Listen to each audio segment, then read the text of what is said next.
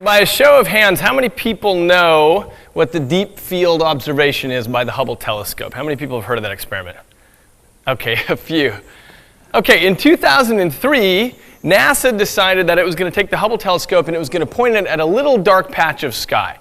So it had already done a low-resolution map of the cosmos, and what they wanted to see is, what if we took this finely honed lens and we find a little patch of sky about the size of a pencil tip at arm's length, where there's nothing there, and we point it there for a really long time? Would we be able to see a star there where it looks like there's nothing? So what they did, starting in 2003, is every time the Hubble came around the Earth, they pointed the lens there for 20 minutes to collect any lonely photons trickling in from the distant reaches of the universe. And they did this 400 times. And in the end, they took all of this data and they compiled it, and they put together what was there in that little patch of space, and they didn't find a star. What they found were 10,000 galaxies. A galaxy contains 100 billion stars. So that's 1,000 trillion stars that are all just like our sun, right? And they have innumerable solar systems and planets going around and life forms that we can't even imagine. That's what's teeming behind this little patch of black space. Now, if you mapped out the whole cosmos at that resolution, it would take 1 million years. So I think this is a really good consciousness raiser to start thinking about the size, the enormity of the mysteries that surround us.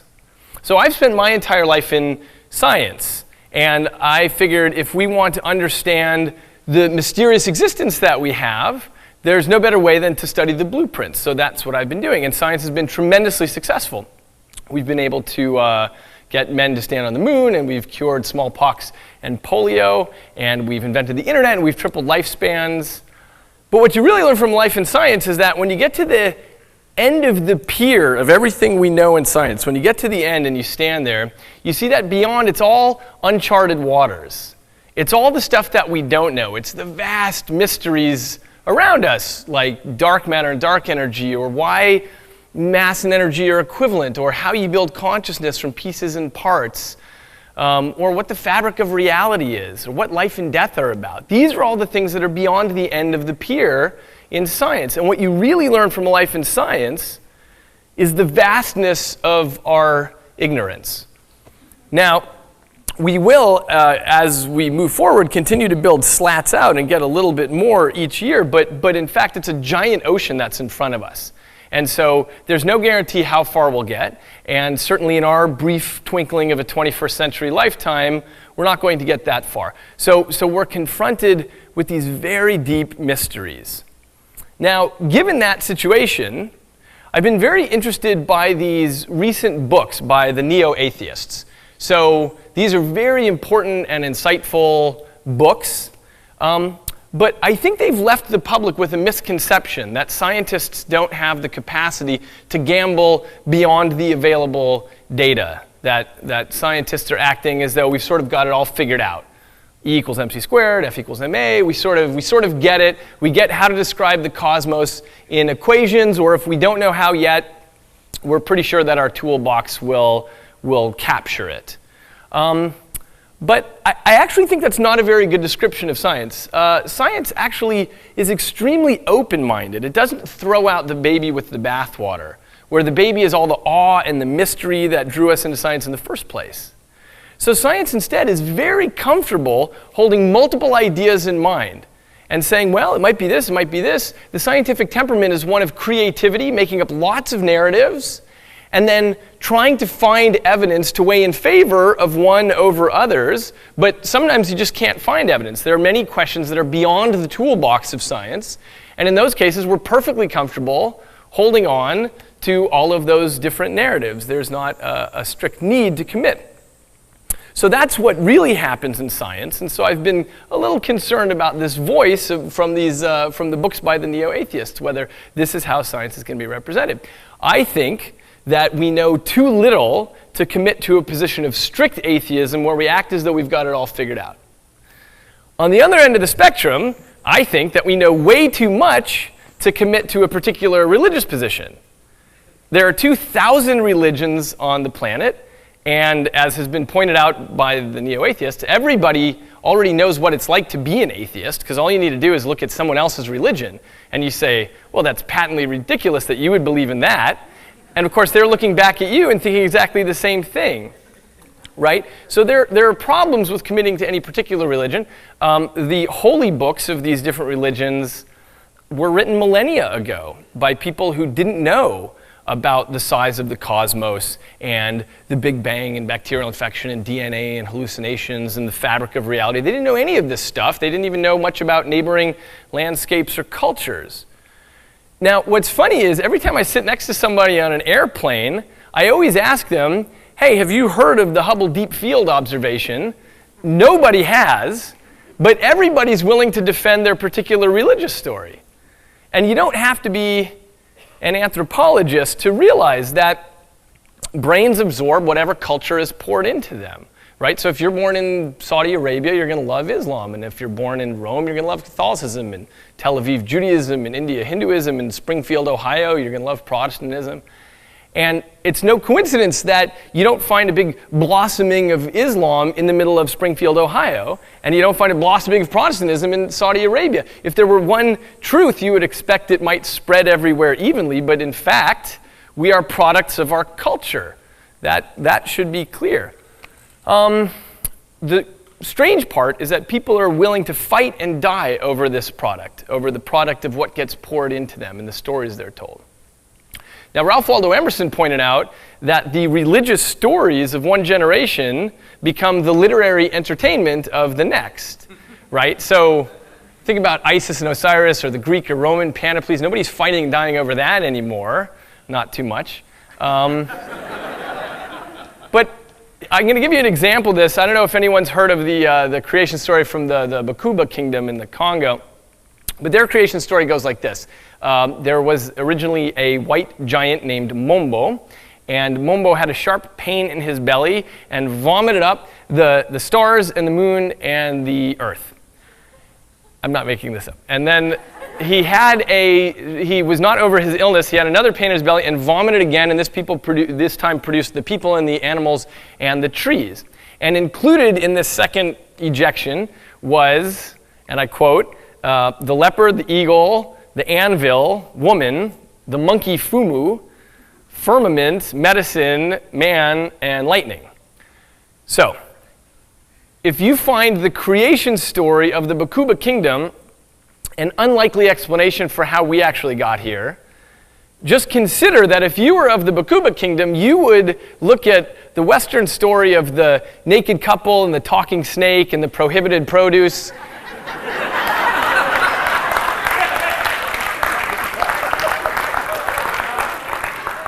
And you would find that equally bizarre, right? And if you were Bakuba and you were living in Kansas, you would be fighting to put this in your children's textbooks, right?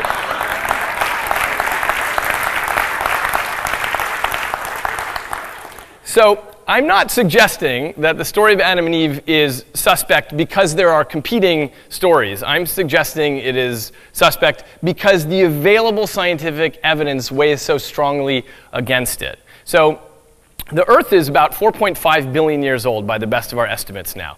The biblical account says it's 6,000 years old. Well, that's a problem because it has to account for why the Japanese were making pottery and the Magdalenians were painting cave paintings and the Persians were domesticating goats 4,000 years before the planet existed. So there are problems here, and I think that we could sort of safely say that we know maybe too little to commit to strict atheism, but we know way too much to commit to any particular religious story. So that puts me somewhere in the middle. And what has surprised me is the amount of certainty that you find when you walk into a bookstore. So I walk in and I find the books by the neo-atheists and the books by the fundamentally religious, and those are your only choices. And what happens is these are very smart people on both sides that are spending all of their energies polarizing each other and arguing against each other's details.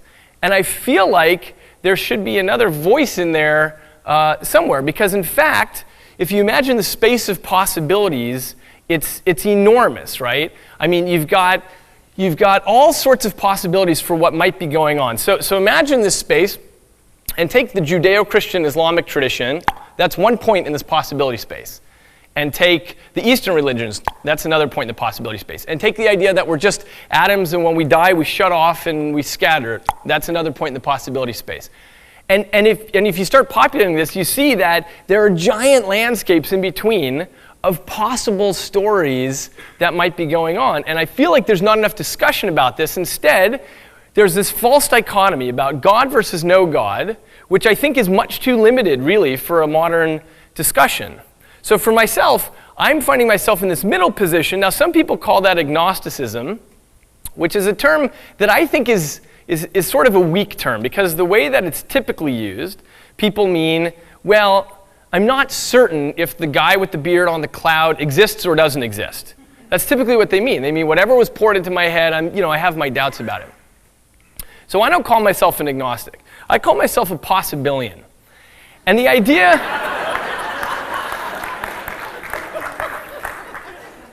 with possibilianism is an active exploration poured into my head. I have my doubts about it. So I don't call myself an agnostic. I call myself a possibilian. And the idea with possibilianism is an active exploration of this giant space, trying to make up new narratives and figure out new stories rather than getting caught in this false dichotomy. So possibilianism is now 1 year old. And I first announced it in a live interview on NPR a year ago, and I defined it and talked about it. And I left the studio, and I got in my truck, and I drove back to my laboratory at Baylor College of Medicine. And I settled in for a day's work, and I opened my inbox, and I had hundreds of emails from people saying, hey, I think I'm a possibilian too.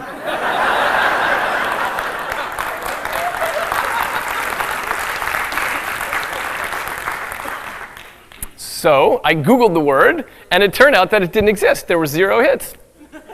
So I did what anybody would do. I bought Possibilian.com,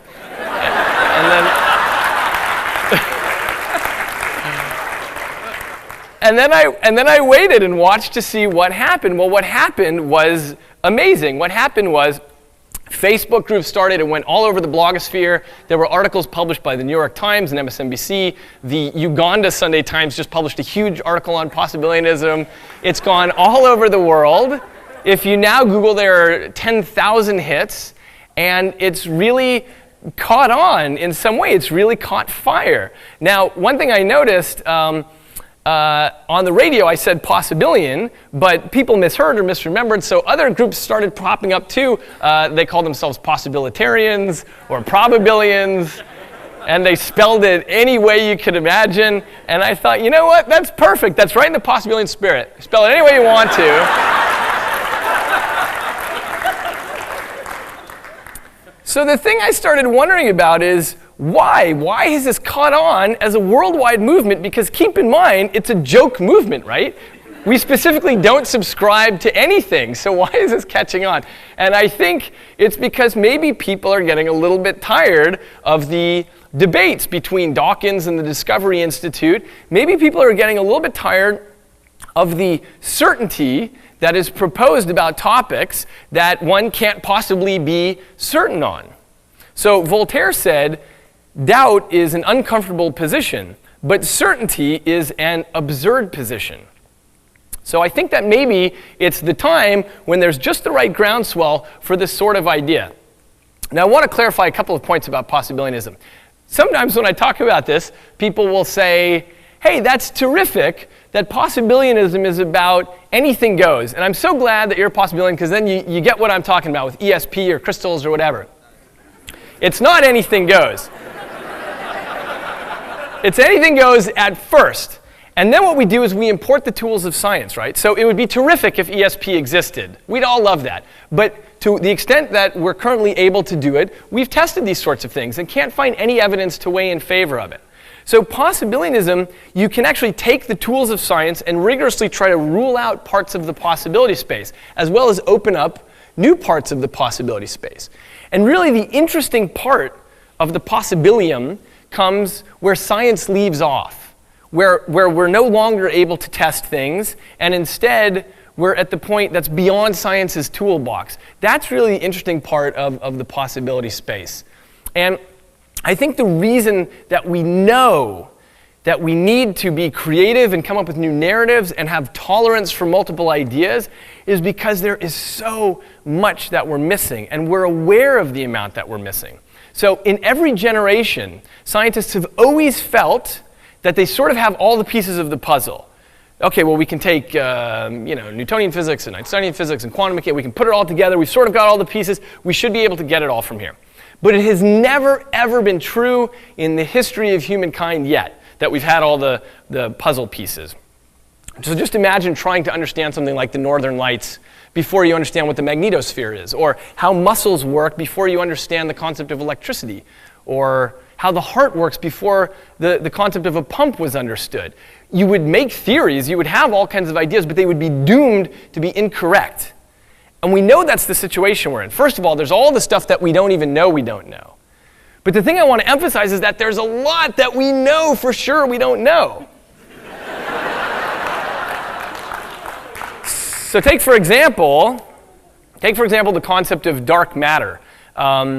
So what happens is astrophysicists look out in the sky and they look at the gravitational pull of everything they can see and they figure out where everything's supposed to be going. And it turns out the equations don't quite work out. And so there's this fudge factor of dark matter where you say, well, in order for the equations to work out, we're going to assume that there's something out there that we can't detect in any way. We just can't see it. We don't know what it is, but it must be there, and it's causing all this gravitational pull that we can't account for. But it's not a fudge factor exactly. 90% of the known universe is what we call dark matter. So what this means is we're sweeping a lot under the rug. We know that there's a lot we don't understand. And what I study every day when I go into the lab is this. This is the human brain. It's 3 pounds. It's the most complex thing we have ever found in the universe. It's made of hundreds of billions of pieces and parts. They are connected in such density that if you took a little cubic millimeter of brain tissue, there are more stars in there than there are more connections than there are stars in the Milky Way galaxy. So it's an incredibly complex system, and yet somehow this wet biological network is you. It's all your hopes and aspirations and dreams, every piece of love you've ever felt, hunger, joy, everything. This is you. And the reason we know this is because if you lose a part of your pinky, you're no different, right? But if you lose a piece of brain tissue of that size, you're a completely different person. It changes you. It changes your conscious state. It changes who you are. So we know that somehow you are this thing, but what we do not know is how to take mechanical pieces and parts and build it in such a way so that there's private subjective experience. If I gave you 1 trillion Tinker Toys and I said, okay, put them together so this turns that and that, right? At what point do you add one more Tinker Toy and say, okay, now it's experiencing the taste of feta cheese? So the issue is, not only do we don't have a theory of how the brain works, we don't even know what such a theory would look like, because we don't have the tools to say, okay, if you carry the 2 and you do a triple integral here, that equals the redness of red or the feeling of pain, right? We don't know how to make that translation. So these are the sorts of things that we know we don't know. Okay, so I think all of this calls for a little bit of intellectual humility. So I was giving a talk on possibilianism not so long ago, and a guy came up to me afterwards and he said, good job, Dr. Eagleman. He said, you know what, you should be a politician because you're avoiding committing to anything. That's a great job for a politician. And what he said was, you know what, you should just cowboy up and commit to some position. So I thought, wow, well that's a really strange idea, right? It's a lovely expression that we have in this part of the country about cowboying up, which means making a firm decision. And we all admire this sort of thing. And I think it's really, it's a great trait if you are making a decision about, am I going to take the cattle out in this storm, or am I going to marry this woman, or am I going to sell the ranch? We admire people who make firm decisions. But what I'm going to suggest is that there are some domains where it's appropriate to do that, and some where there aren't. So my question to you is, would you ask the Marlboro Man what his opinion is on the possibility of extraterrestrial civilizations, would you ask him over, say, an astrobiologist? And if you wouldn't, that suggests that there's a certain domain where it's appropriate to cowboy up and make a firm decision, and there's other domains where it's appropriate to not commit to a particular idea if in the complete absence of evidence to do so. So I'm going to suggest that the next time somebody says, well, you should just cowboy up and commit to a decision, we can say, you know what? What I'd rather do is geek out.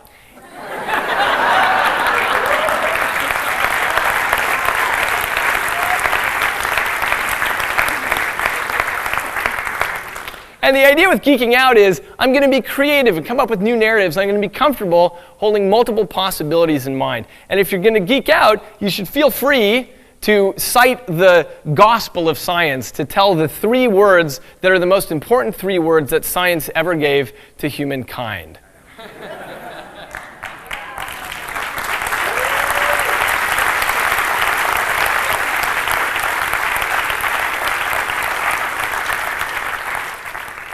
So my message to you is to go back out in the world today and be comfortable with the idea of holding multiple hypotheses in mind. And this is not just a plea for simple open-mindedness. It's actually a plea for an active exploration of new parts of the possibility space.